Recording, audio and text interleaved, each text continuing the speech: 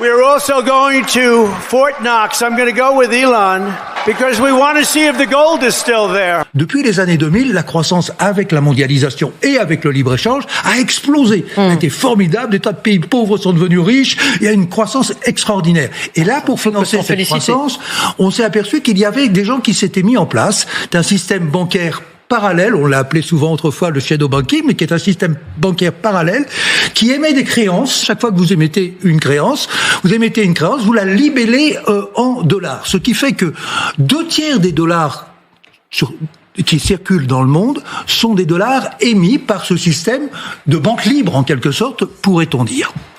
Et ce système de banque libre, pour fonctionner, il a besoin de garanties. Et c'est lui qui achète en permanence des bons du Trésor américain. Et de préférence des T-bills. Ce qui fait qu'il y a une pression toujours à la hausse sur le dollar, puisqu'il n'y a pas assez de monnaie, il n'y a pas assez de dollars dans le monde. Une pression à la hausse éventuellement, ou une demande de bons du Trésor extraordinairement forte sur les États-Unis, ce qui fait que, au bout du compte, en réalité, on leur vend des produits, mais on leur achète, en réalité, indirectement leurs obligations. Ce qui fait qu'il y a un privilège exorbitant du Trésor.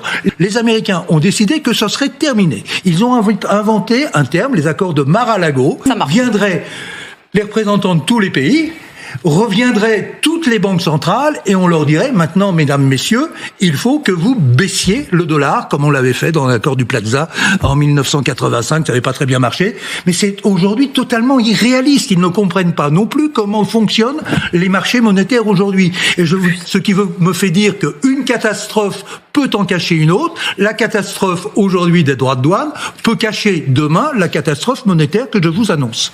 Mais il exige bien évidemment une soumission totale de tous ses alliés. Ce qui nous ramène à l'impérialisme, ce qui nous ramène malgré tout à la géopolitique. La monnaie internationale, c'est le dollar, c'est pas l'euro. C'est même pas le 1/5 de l'euro, c'est le dollar. Et de ce fait, la monnaie américaine joue un rôle directeur. Si vous vouliez vous décaler de la Fed, si une banque centrale importante faisait ça, sa monnaie croîtrait par rapport au dollar. Et si le taux de la monnaie monte en change, vous êtes gêné pour vos exportations.